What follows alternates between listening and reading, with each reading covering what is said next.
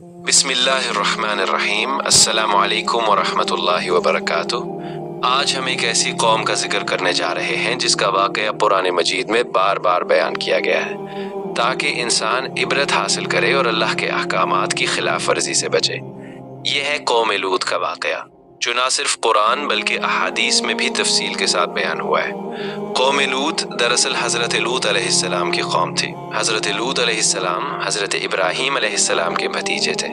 اللہ تعالیٰ نے انہیں ایک ایسے علاقے کی طرف نبی بنا کر بھیجا جو آج کے زمانے میں بحر مردار کے آس پاس کا علاقہ سمجھا جاتا ہے، جو موجودہ اردن اور فلسطین کے درمیان واقع ہے۔ اس علاقے میں سدوم اور عمورہ نامی بستیاں تھیں جہاں یہ قوم آباد تھی۔ یہ قوم ایک انتہائی سنگین گناہ میں مبتلا تھی، ایسا گناہ جو اس سے پہلے دنیا میں کسی قوم نے نہیں کیا تھا۔ قرآن مجید میں اللہ تعالیٰ فرماتے ہیں کہ تم وہ بے حیائی کرتے ہو جو تم سے پہلے کسی نے نہیں کی۔ وہ مردوں کے ساتھ برے سلوک کرتے تھے عورتوں کو چھوڑ کر، اور یہ عمل نہایت کھلے عام اور بے شرمی سے کرتے تھے۔ یہ نہ صرف ہم جنس پرستی میں مبتلا تھے بلکہ راہگیروں کو لوٹنا، محفلوں میں بے حیائی کرنا اور ہر قسم کی برائی کو عام کرنا ان کا معمول بن چکا تھا۔ اللہ تعالیٰ نے حضرت لوط علیہ السلام کو ان کی ہدایت کے لیے بھیجا۔ آپ علیہ السلام نے نہایت شفقت اور درد کے ساتھ اپنی قوم کو سمجھایا۔ آپ نے فرمایا کہ اللہ سے ڈرو، یہ عمل چھوڑ دو، یہ بہت بڑا گناہ ہے۔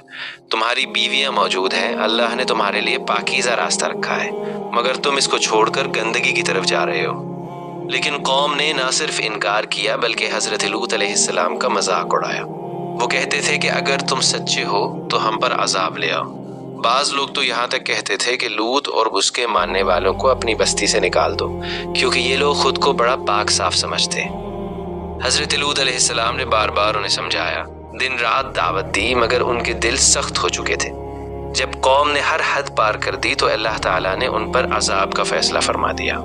ایک دن کچھ فرشتے خوبصورت نوجوانوں کی شکل میں حضرت لوط علیہ السلام کے پاس آئے۔ حضرت لوط علیہ السلام پریشان ہو گئے کیونکہ انہیں اپنی قوم کی حرکتوں کا علم تھا۔ انہیں ڈر تھا کہ کہیں یہ لوگ ان مہمانوں کے ساتھ بھی بدسلوکی نہ کریں۔ انہوں نے ان مہمانوں کو اپنے گھر میں چھپا لیا، لیکن قوم کو خبر ہو گئی اور وہ دوڑتے ہوئے حضرت لوط علیہ السلام کے گھر کے باہر جمع ہو گئے۔ وہ دروازہ کھٹکھٹانے لگے اور ان مہمانوں کو باہر نکالنے کا مطالبہ کرنے لگے۔ حضرت لوط علیہ السلام نے بہت منت سماجت کی، یہاں تک کہ کہا کہ یہ میری بیویاں ہیں، یعنی قوم کی عورتیں، ان سے نکاح کر لو، لیکن حرام کام نہ کرو۔ مگر وہ اپنی ضد پر قائم رہے۔ اسی وقت فرشتوں نے حضرت لوط علیہ السلام کو بتایا کہ ہم اللہ کے بھیجے ہوئے فرشتے ہیں، یہ لوگ آپ تک نہیں پہنچ سکتے۔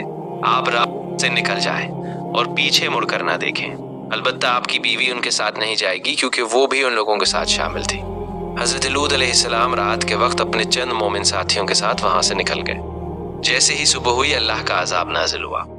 قرآن مجید میں آتا ہے کہ ہم نے ان کی بستی کو الٹ دیا، اوپر کو نیچے اور نیچے کو اوپر کر دیا، اور ان پر پکی ہوئی مٹی کے پتھروں کی بارش برسائی۔ یہ پتھر نشان زدہ تھے، ہر گناہ گار کے لیے مخصوص تھے۔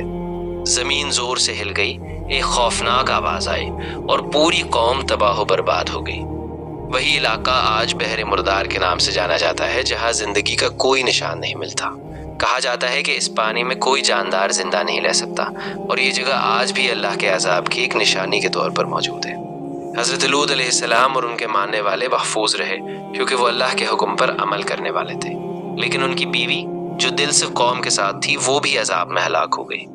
یہ واقعہ ہمیں کئی اہم سبق دیتا ہے۔ سب سے بڑا سبق یہ ہے کہ اللہ کی نافرمانی اور بے حیائی کا انجام ہمیشہ تباہی ہوتا ہے۔ جب کوئی قوم کھلم کھلا گناہ کرنے لگے اور نصیحت کو ٹھکرا دے تو اللہ کا عذاب آ سکتا ہے۔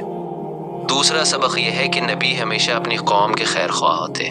حضرت لوط علیہ السلام نے آخر وقت تک اپنی قوم کو بچانے کی کوشش کی، مگر جب لوگ خود ہدایت قبول نہ کریں تو کوئی کچھ نہیں کر سکتا۔ تیسرا سبق یہ ہے کہ برائی کے ماحول میں رہتے ہوئے بھی ایمان کو بچانا ضروری ہے۔ حضرت لوط علیہ السلام کی بیوی اس لیے ہلاک ہوئی کیونکہ وہ دل سے ان گناہ گاروں کے ساتھ تھی، حالانکہ وہ نبی کے گھر میں تھی۔ آخر میں ہمیں یہ سوچنا چاہیے کہ ہم اپنی زندگیوں میں کہاں کھڑے ہیں۔ کیا ہم اللہ کے احکامات پر عمل کر رہے ہیں یا اپنی خواہشات کے پیچھے چل رہے ہیں؟ یہ واقعہ صرف ایک کہانی نہیں بلکہ ایک تنبیہ ہے، ایک وارننگ ہے، تاکہ ہم اپنی اصلاح کر سکیں۔ اللہ تعالی ہمیں سچ سمجھنے اور اس پر عمل کرنے کی توفیق عطا فرمائے۔ آمین۔